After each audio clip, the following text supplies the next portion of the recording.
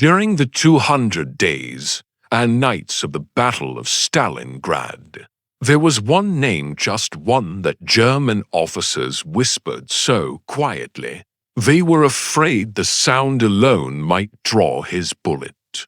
They called him Der Geist, the ghost, a man who, according to more than one Wehrmacht report, could freeze entire platoons in their trenches with nothing more than the possibility that he was out there, watching. And what terrified them most wasn't just that he was a sniper.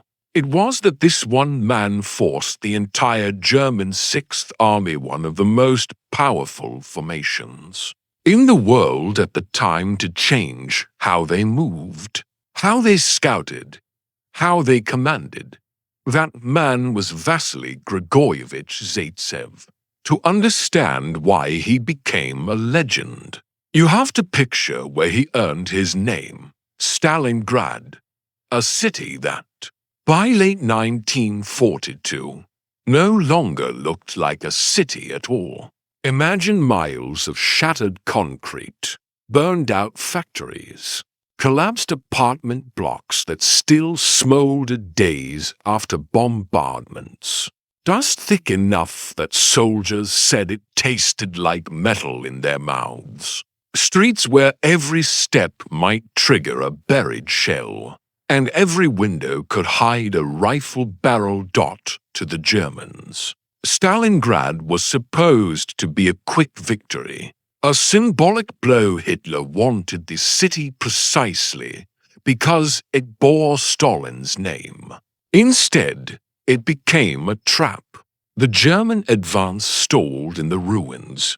Winter slammed into the front, and soldiers who had captured half of Europe suddenly found themselves fighting for every floor, every stairwell, every basement of a dead city dot in this kind of hell. Snipers weren't just dangerous, they were strategic weapons. One well-placed shot could stop a company's advance. A single man with patience could cripple a battalion's communication line. And in this battlefield of dust, smoke, and broken sight lines, a master sniper had the kind of power no tank or artillery piece could match. Which brings us to a man who, only months earlier, had been almost invisible and known to the world, unknown even to the Red Army's high command. A shepherd boy from the Ural Mountains. A quiet, disciplined young sailor who worked not as a fighter, not as a marksman, but as an accountant for the Soviet Navy. But in Stalingrad, this soft-spoken bookkeeper would become the worst nightmare the Germans had ever faced. His name was Vasily Zaitsev, and before the battle ended, he would change the very meaning of the word sniper. Long before the Germans feared the ghost of Stalingrad, Vasily Zaitsev was just a thin, quiet boy living in a remote settlement called Yeleninka. It was the kind of place most maps didn't bother to show, tucked deep in the Ural Mountains, surrounded by forests so wide and silent that even sound seemed to travel slower there. His family was poor, like most families in the region, and nearly everything they had came from the land itself. They herded livestock, they hunted, they survived because they had no other choice. From the time he could walk, Vasily was out in the open ranges with his grandfather, tending sheep. The old man was strict but patient, a man who understood that in the wild, mistakes weren't lessons, they were punishments. One winter morning, when Vasily was still small enough that the rifle looked oversized in his hands, his grandfather placed the weapon in his arms and said something the boy never forgot. "Out here, you don't shoot to scare. You shoot to end. Wolves stalked their herds, and these weren't the hesitant, half-starved strays seen near villages. These were Ural wolves, fast, intelligent, and large enough to tear a sheep apart in seconds. For most kids, just spotting one from a distance would have been terrifying. For Vasily, it was training Dot at first. The boy could barely keep the rifle steady, but his grandfather didn't let him fire at everything that moved. Instead, he made Vasily watch, wait, breathe, and only pull the trigger when he was absolutely sure. If you aren't certain, the old man whispered, you don't shoot. Missing is worse than not firing. Those early lessons carved something into him: patience, restraint, and a kind of awareness rare even among grown hunters. When a wolf finally appeared, gray, silent, moving low through the snow like smoke, the boy didn't panic. He didn't rush. He remembered his grandfather's hand on his shoulder, the slow breath, the steady sight picture. One shot, one kill, long before the phrase became famous among snipers. It was simply how the Zaitsev family survived. By his teenage years, Vasily wasn't just good. He was exceptional. He could spot movement at impossible distances, read changes in the wind, and disappear behind a rock or a snow ridge so completely that even the animals he hunted didn't sense him until it was too late.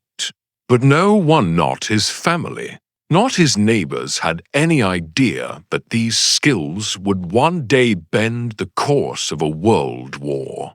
When he reached adulthood, Vasily followed a path no one expected. He didn't become a hunter or a herdsman or even a soldier.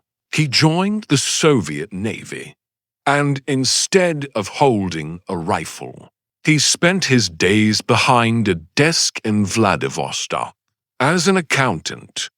That's the part of the story that always surprises people. The man who would one day terrify German officers spent the first years of his military career balancing ledgers, not firing weapons. He worked quietly, efficiently, and without complaint. He wasn't a sniper. He wasn't even in combat. And no one in that office knew that the unassuming clerk with the calm eyes had once dropped wolves from hundreds of meters away. But history has a strange way of calling the right people at the right time. And the moment the war reached Stalingrad, Vasily Zaitsev, bookkeeper, shepherd, hunter, would walk straight into the inferno, where every skill from his childhood would suddenly matter. When the war reached its turning point, and news of the German advance spread across the Soviet Union, something inside Vasily Zaitsev snapped. He had spent years in Vladivostok doing quiet, necessary work, but he couldn't stand the thought of sitting behind an accounting desk while his country was being carved apart by the Nazi invasion, the destruction, the burning villages, the civilians executed during retreating German operations. These weren't just awful stories. For Vasily, they were personal. They sounded like the places he grew up in, the people he knew. So he did something no superior officer expected. He volunteered for the front. He asked again and again until his request finally reached someone willing to let him go. The Soviet Navy transferred him to the infantry, and in the summer of 1942, he was assigned to the 284th Rifle Division, heading straight toward the bloodiest battle of the war, the moment he arrived in Stalingrad. It felt like walking into the mouth of a furnace. The air shook with artillery. Buildings collapsed as he marched past them. The river Volga behind him glowed red at sunset from the smoke and fire drifting over it. The Germans had seized most of the city, and the Soviets were barely holding the last fragments of land near the riverbank. Many new soldiers didn't even make it off the boats alive. When Zaitsev's boots finally touched the rubble, he was handed his weapon, a simple Mosin-Nagant M91 30ths, a good rifle, reliable, accurate, but his didn't even have a scope. Most snipers would have complained. Zaitsev didn't. A lifetime of shooting wolves with iron sights made this feel familiar. His officers had no idea who he really was. To them, he was just another reinforcement, another soldier to throw into a fight where life expectancy was measured in days. But 10 days later, every man in his unit knew his name. On the very first morning, Zaitsev noticed movement far beyond the distance an average soldier could shoot accurately. A German infantryman leaned out from behind a shattered wall to give directions.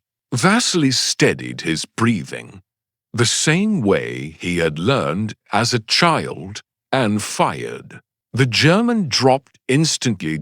His comrades stared at him.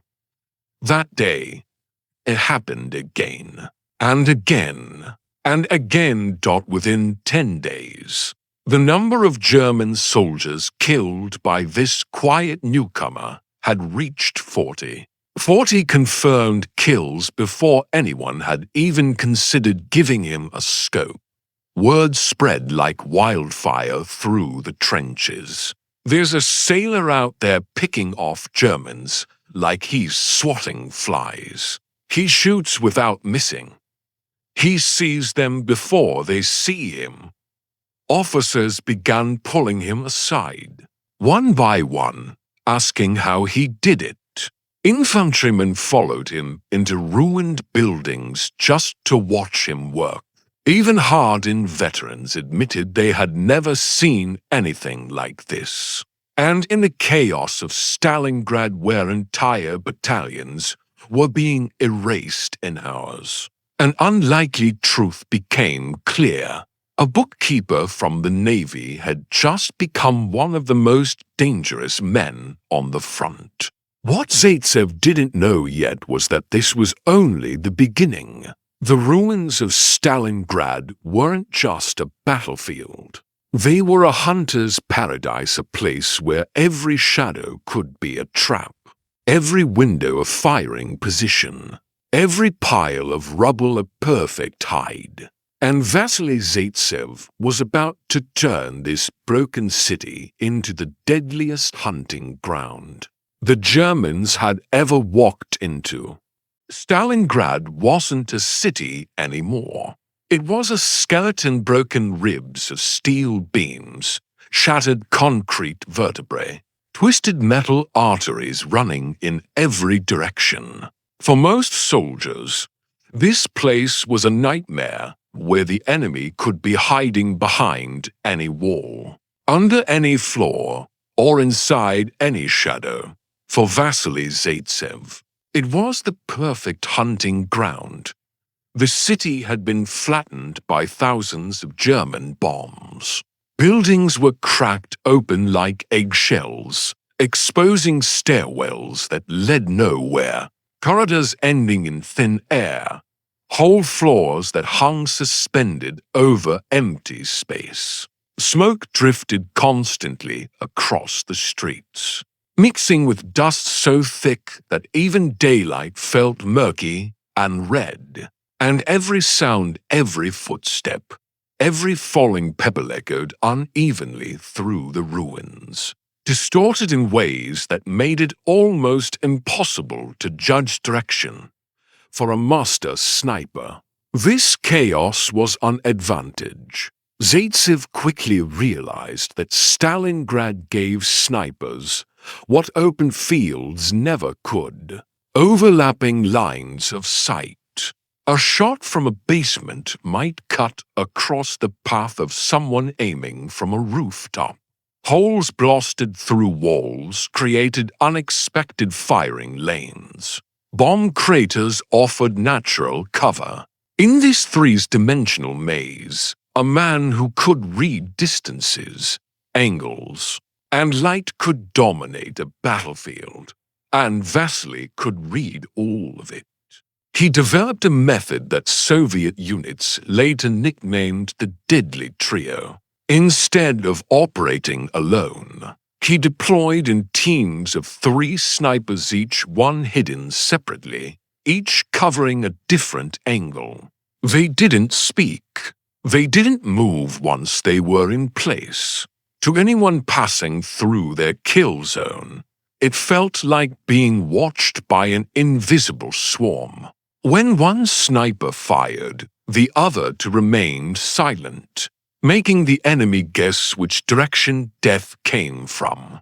If the Germans tried to flank, they ran into the other rifles.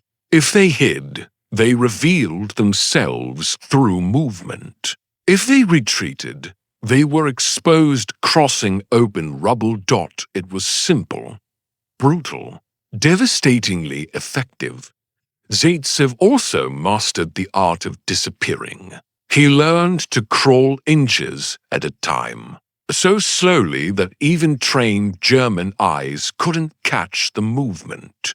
He hid inside piles of bricks, behind shattered boilers, under broken vehicles, inside drainage holes, and once, according to several accounts, inside the stiff, bloated carcass of a dead animal to stay concealed from German patrols. His camouflage was legendary. He smeared himself in brick dust until his uniform matched the city's red rubble. He darkened his face with soot. Sometimes, he even glued small bits of debris to his helmet to mimic the jagged outline of collapsed walls. In a place where everything was broken, he made himself look like another broken piece. And then there were his shots. Some seemed impossible. In one battle, he fired through a narrow crack in a concrete slab no thicker than a finger. The bullet struck a German NCO mid-sentence as he leaned out to shout an order. In another engagement, he aimed through a ventilation slit just a few centimeters wide and hit a machine gunner, who thought he was completely protected. His reputation grew with every kill. Soviet soldiers passing him in the trenches whispered respectfully, like crossing paths with a surgeon on his way to an operating room. German soldiers, on the other hand, began to report something strange. Men were being hit from angles that shouldn't exist, from distances that shouldn't be possible, by a sniper they could never locate. Soon, the Germans gave him a name. Der Geist, the ghost.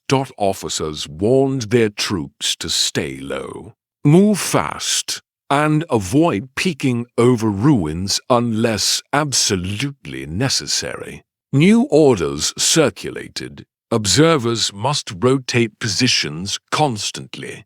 Radio men must relocate after every transmission. And junior officers were told not to expose themselves while giving commands, all because of one man.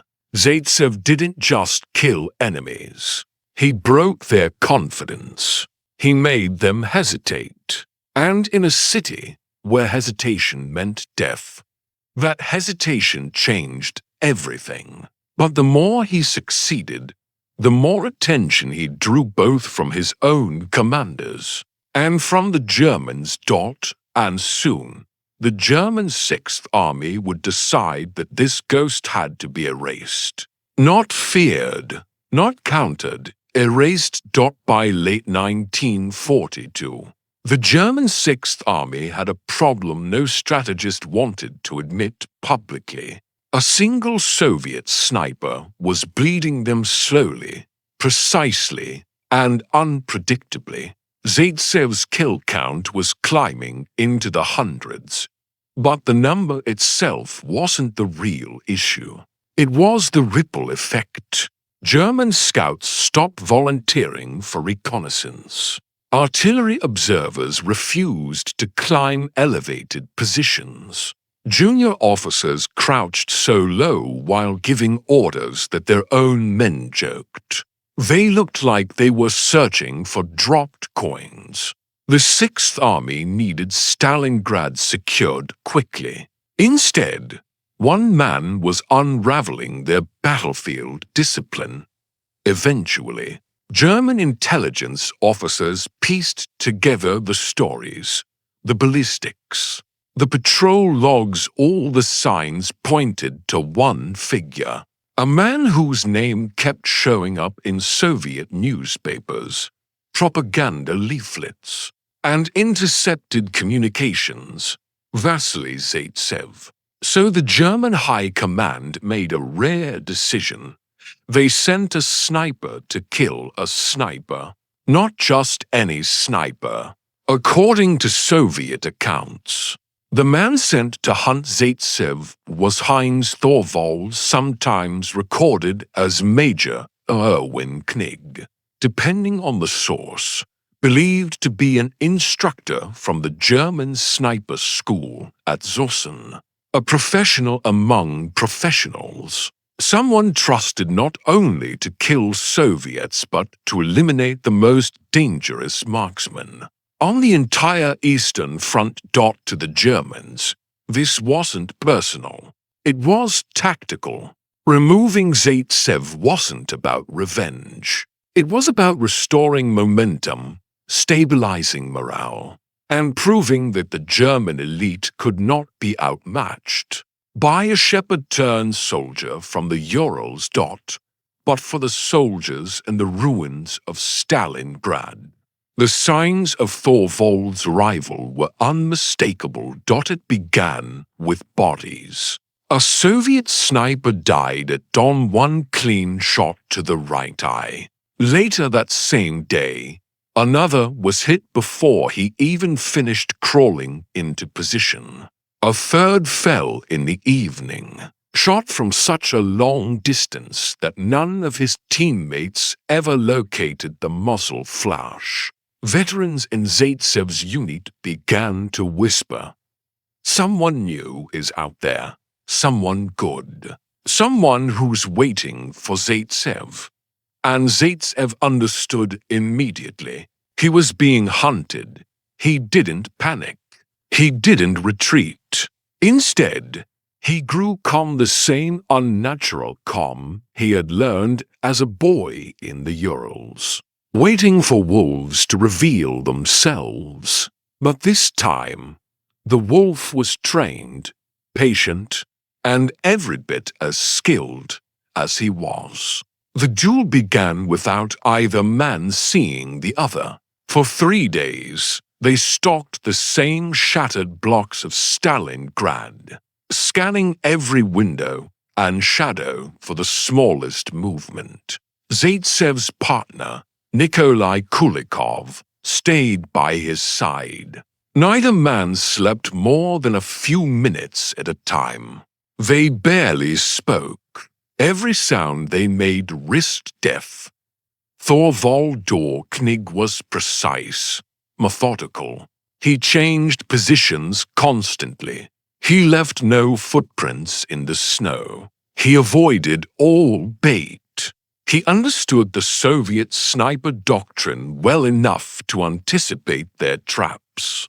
And each day, he killed another Soviet soldier, inching closer to his real target. The tension became unbearable. Even Zaitsev felt it, a tightening in the stomach, a dryness in the throat. This wasn't like shooting wolves or infantrymen. This was chess, except the pieces were bullets, and one mistake meant instant death. On the third day, Zaitsev spotted something. Not a head, not a rifle barrel, just a glint so faint most men would have dismissed it. It reflected off a small piece of metal wedged into a pile of debris across the battlefield. A trick of the sun, or the reflection from a sniper scope. Zaitsev didn't fire. Not yet. If that reflection was real, the German sniper had deliberately placed a helmet or other object as a decoy. Firing at it would have exposed his own position. So Zaitsev waited, and then shifted slightly, examining the angle. Something was off. The reflection didn't come from the decoy helmet, it came from behind it. A deeper recess, a real hide. He whispered to Kulikov. "He's there." Zaitsev lined up his iron sights. No scope, just instinct, geometry, and experience. The shot required hitting a slit in rubble no wider than a few fingers. He steadied his breathing the same way he had as a child in the mountains. Inhale, exhale, stillness. He fired. There was no dramatic collapse, no burst of dust. Just a small motion behind the rubble, like something soft had slumped forward. Zaitsev waited nearly an hour before moving in, approaching with the same caution he had used his entire life. When his team finally reached the enemy position, they found the German sniper dead. A single round had pierced the exact spot where the lens of his scope met his rifle. On the ground beside him lay his equipment, a precision rifle fitted with a Zeiss scope, far superior to anything the Soviets had at the time. Zaitsev kept that scope, not as a trophy, but as proof to himself that he had survived the deadliest duel of his life. Whether his opponent was truly Thorvald, Knig, or another elite German marksman remains debated to this day, but the effect of that duel was undeniable. The ghost of Stalingrad had defeated the hunter, sent to kill him, and from that moment, Zaitsev's name wasn't whispered in fear. It was spoken with awe. Rumors spread quickly among Soviet positions. Someone out there was killing their snipers cleanly, efficiently, almost surgically. Veterans who had survived months of street-to-street fighting were suddenly dropping from a single, perfect shot. No warning, no muzzle flash, no second chance. It didn't take long before the battalion understood something terrifying. A German elite marksman had arrived in Stalingrad, and he was hunting them one by one. For Zaitsev, this wasn't just another opponent. This was a message. Someone had been sent specifically to eliminate him. The tension inside the sniper detachment became suffocating. Every time a helmet peeked above rubble, a bullet cracked past. Even Captain Danilov, Zaitsev's superior, nearly lost his life after simply lifting his binoculars an inch too high. Whoever the German was, he wasn't just skilled, he was patient, precise, and methodical.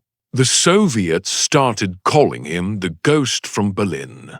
Zaitsev didn't wait for the ghost to find him.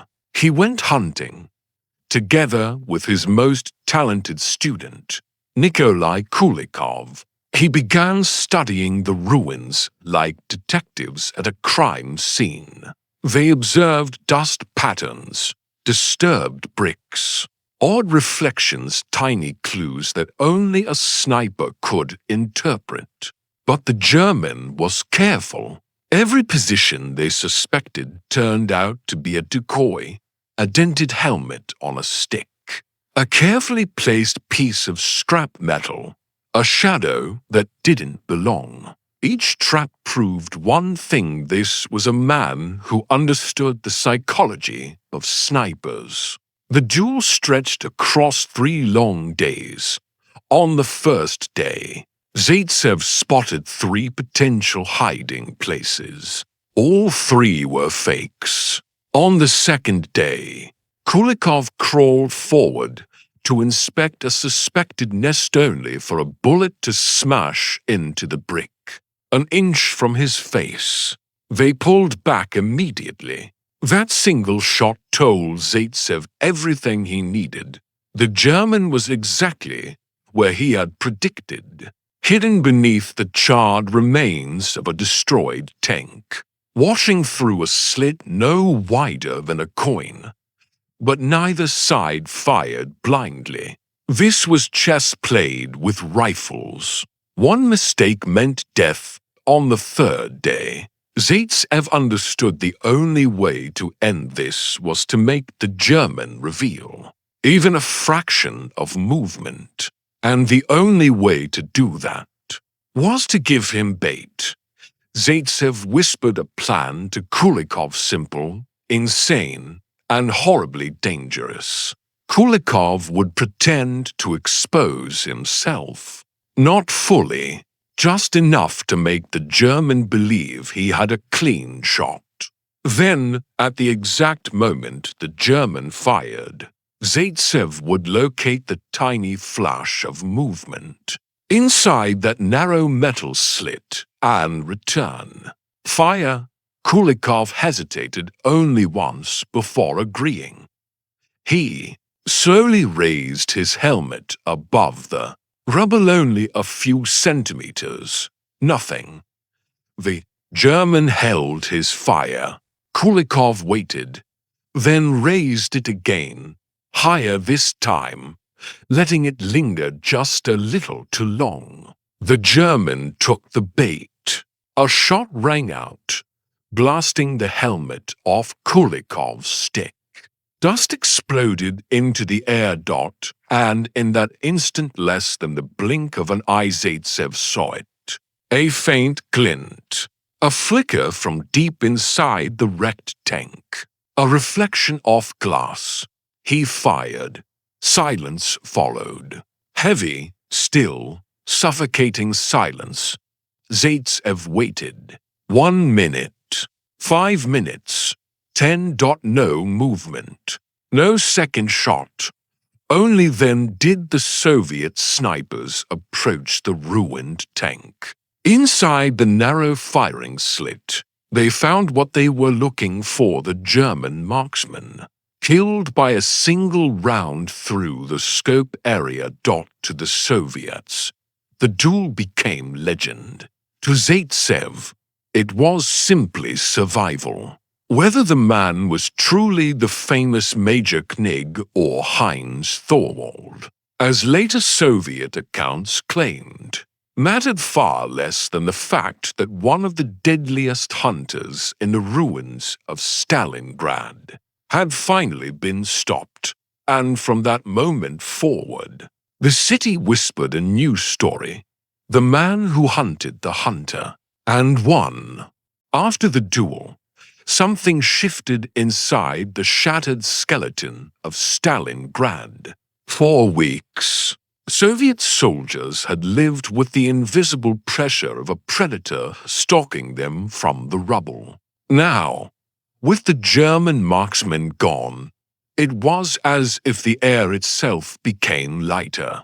Men who had been too afraid to lift their heads now moved with a little more confidence. Zaitsev's victory wasn't just a tactical success, it was psychological relief for an entire front line. But Zaitsev didn't celebrate. War never gave him the luxury. The city continued to burn. Artillery never stopped. and the Volga River kept swallowing the bodies of those who failed to make the crossing in time. Zaitsev returned immediately to training new snipers, building a small army of marksmen who operated like a silent network throughout the ruins. His mission was bigger than personal glory. It was to multiply himself, to turn every shattered apartment block into a nest that could strike fear into the advancing Germans. And the Germans felt it. Reports from Wehrmacht units began describing Stalingrad as a city of ghosts. Every window a possible rifle barrel, every shadow a potential sniper. Some soldiers refused to move during daylight. Others crawled instead of walking, terrified that the next step could be their last. Zaitsev and his students turned the battlefield into a maze where visibility meant death. Yet even as his legend grew, Zaitsev himself was wearing down. Lack of sleep, constant exposure to cold, and the emotional drain of killing day after day took its toll. The city swallowed time. Hours became days. Days became weeks. His hands trembled sometimes. His vision blurred after long missions. But he kept going not out of pride, but because stopping meant someone else would take his place in the crosshairs. Then came the wound that nearly ended everything. It was a day like any other in Stalingrad. Grey sky, choking smoke, and the distant rumble of tanks. Zaitsev and his snipers were crawling through a ruined factory when a sudden German mortar barrage hit without warning. The first round exploded behind them. The second struck a beam overhead. The third, deadly accurate, sent shards of metal slicing across the floor. One piece hit Zaitsev directly in the face. He felt a flash of white heat, then darkness. His students dragged him out, their hands soaked in blood. Zaitsev tried to open his eyes, but one of them no longer responded. He couldn't see, couldn't aim, couldn't even tell if daylight or night had fallen. For a sniper, blindness was more than a wound, it was erasure. He was rushed across the Volga under heavy fire, the same river he had crossed months before. But this time not as a hunter, rather as a casualty clinging to life. Surgeons examined him with grim uncertainty. Shrapnel had penetrated dangerously close to his optic nerves. They couldn't promise he'd ever shoot again. They couldn't promise he'd ever see properly again. But Zaitsev wasn't finished. In a rare moment of quiet, surrounded by the distant thunder of artillery, he made a vow not out loud, but in his own mind. If he survived, he would return to the front. Stalingrad wasn't done with him. And he wasn't done with Stalingrad. In the operating room, with the city shaking in the distance, the surgeons began the delicate work of saving the eyes of the most feared sniper in the ruins. Whether he would ever fire another shot, no one knew. But if Stalingrad had taught Vasily Zaitsev anything, it was that victory often belongs to those who crawl out of the ruins. One more time than fate expects, Zaitsev's world returned in fragments, light, shadow, the vague outline of a ceiling. It was days before he could distinguish shapes, weeks before clarity slowly crept back into his vision. The surgeons had performed what many in the field hospital whispered was a miracle. The shrapnel had come terrifyingly close to blinding him forever. But somehow, the nerves survived when he finally opened his eyes without pain. The first thing he asked was simple. "How long until I can go back?" The doctor stared at him, exhausted from treating hundreds of soldiers who never walked out of the ward. "Most men would be thankful simply to see again," he replied. "But do you want to return to that hell?" Zaitsev didn't answer. He didn't need to. Outside, Stalingrad was still burning. His men were still fighting. The duel with Thorvald had ended, but the war had not. Within weeks, though his eyesight was still recovering, he was back among the rubble not as the lone predator he once was, but as something more dangerous, a teacher. He began training new snipers from scratch-raw recruits who had never held a rifle properly, let alone survived the psychological toll of Stalingrad. He taught them patience, discipline, and the principle his grandfather had drilled into him in the mountains of the Urals. You don't shoot unless you're sure, and when you shoot, you don't miss. Under his guidance, 28 of these young men grew into elite marksmen. They crawled through rubble with the same slow, deliberate movement he had mastered. They learned to breathe with the rhythm of distant artillery. They understood that fear was something you acknowledged, then ignored. In the ruins, they became fragments of Zaitsev himself, an invisible network woven through collapsing buildings, stairwells, and burned-out factories. And Germany felt it acutely. By late January 1943. The Sixth Army, once one of the most feared formations in Europe, was crumbling. Hunger gnawed at them. Ammunition ran low. Every attempt to break through Soviet lines dissolved into chaos. And everywhere they turned, it seemed another German officer fell to a rifle shot they never heard coming. Soviet infantry whispered that Zaitsev's students were now everywhere. As the noose tightened, Zaitsev watched the last desperate days of the Sixth Army with a strange mixture of exhaustion and resolve. He had seen too much death to feel triumph, but he understood the weight of what was coming. Stalingrad was not just a battle, it was a turning point, and he had helped shape it, not with a division of tanks or a fleet of bombers, but with a handful of bullets, a steady hand, and an unshakable will. On February 2nd, 1943, the firing finally stopped. The last pockets of German resistance surrendered. Some soldiers dropped their rifles and simply sat down, unable to process that the nightmare was over. Others cried. Many walked into captivity hollow and broken, their uniforms in tatters, their faces gaunt from starvation. For Zaitsev, victory felt quiet.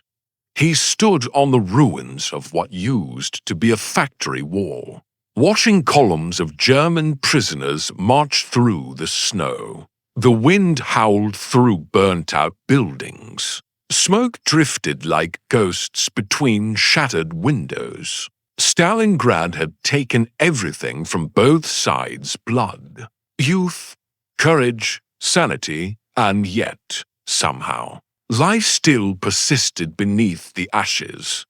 Zaitsev didn't count the bodies, didn't list the kills, didn't revel in headlines. Instead, he thought of the men he had trained, the men he had lost, and the city that had nearly blinded him, but had shaped him forever. Stalingrad was over, but his war wasn't. After Stalingrad, the world began treating Vasily Zaitsev like a Simbalan icon forged from rubble and smoke. But the man himself didn't feel like a legend. He felt like a soldier who had survived something no one should ever have to survive. When the war finally ended in 1945, Zaitsev didn't return to the Urals to become a hunter or a rifle instructor. Instead, he stepped quietly into a life that seemed almost too ordinary for someone whose name once terrified an entire army. He went to work as the director of a textile factory. No medals pinned to his jacket, no grand speeches, just a man who showed up early, worked hard, and walked home like everyone else. But the Soviet Union never let go of what he represented. He received the title Hero of the Soviet Union, the highest honor the country could give. There were medals, ceremonies, parades, yet Zaitsev attended them with a calm, almost uncomfortable humility. When journalists asked him about his legendary kill count, he always gave the same answer. War is not about numbers. It's about survival. People expected a myth. Zaitsev gave them a man. He rarely spoke about his duel with Thorvald. He gave no dramatic retellings of the moment he pulled the trigger. In fact, when younger officers asked him about it, he shrugged and said, "It was work." He didn't say it to be cold, he said it because he genuinely believed that every soldier who died in that city, friend or enemy, was part of a tragedy too immense to glorify. Still, the legend grew. Books were written about him. Military academies studied his tactics, his principles: 3 shooters, 3 angles of fire, using debris and dust as camouflage, choosing positions that forced the enemy to reveal themselves, became foundations of modern sniper doctrine worldwide. In the United States, sniper instructors later admitted they studied his methods not because they admired Soviet ideology, but because Zaitsev had mastered the art in the harshest environment imaginable. But as his fame spread, so did the debates. Was his kill count exaggerated by Soviet propaganda? Did the duel with Thorvald truly happen the way the stories claimed? Historians argued. Some documents supported the accounts. Others questioned them. Zaitsev never corrected anyone, never defended his version of events, never claimed ownership over the myth. He simply lived his life quiet, steady, unassuming. Then came 1991. By then, he was an old man. His eyesight still weakened from the shrapnel that nearly destroyed it half a century earlier. He passed away at 76, leaving behind a world very different from the one he had fought for.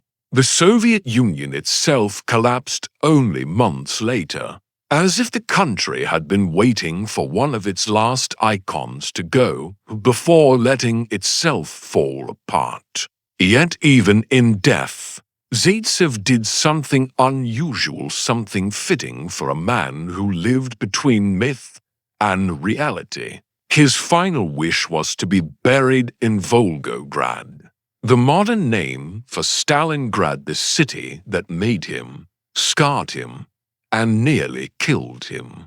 When officials transferred his remains there in a solemn ceremony, veterans stood silently as his coffin passed, recognizing the weight of what he had done.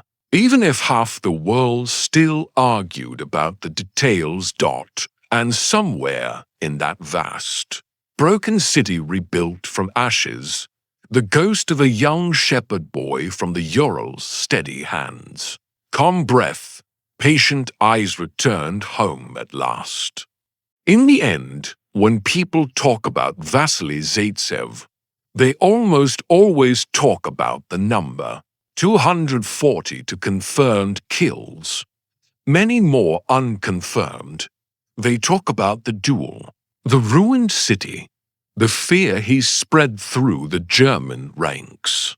They talk about the legend. But if you look closely, if you really listen to the man behind the myth, you realize that none of that was what mattered to him. To Zaitsev, a sniper was not a hero.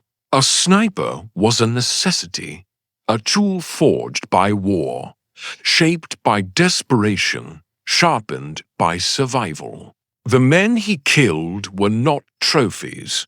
They were enemy soldiers fighting for their own reasons, trapped in a battle neither side asked for, inside a city that had become hell on earth. And that's what makes him so different from the monstrous image propaganda painted. He didn't hunt because he enjoyed it. He hunted because if he didn't, his friends' boys from farms, factories, schools would die. He hunted because the Germans were tearing Stalingrad apart piece by piece, and someone had to push back. What terrified the Germans wasn't the number of kills he had. It was the effect he had on their system.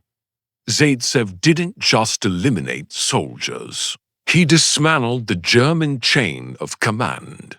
He killed observers, radio operators, officers, the people who made the Sixth Army function. He forced an entire military machine to change how it moved, communicated, and fought. One man with a rifle, buried in dust and rubble, bent the strategy of a 300,000-man army. That was why they feared him.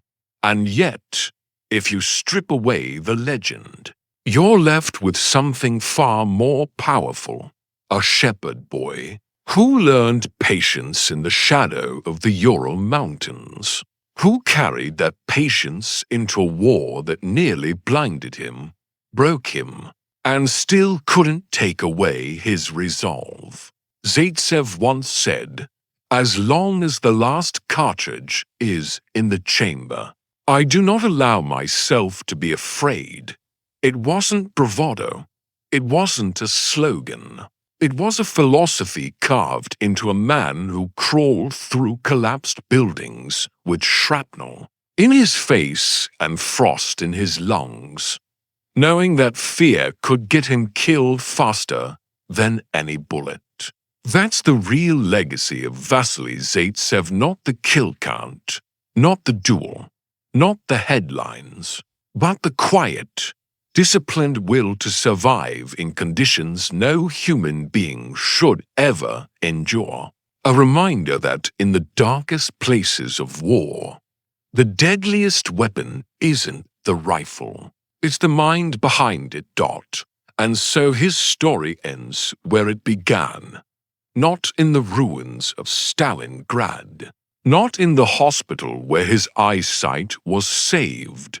Not even at the ceremony where his remains were finally laid to rest, but in the simple truth that a calm breath, steady hands, and the refusal to give in can alter the course of history.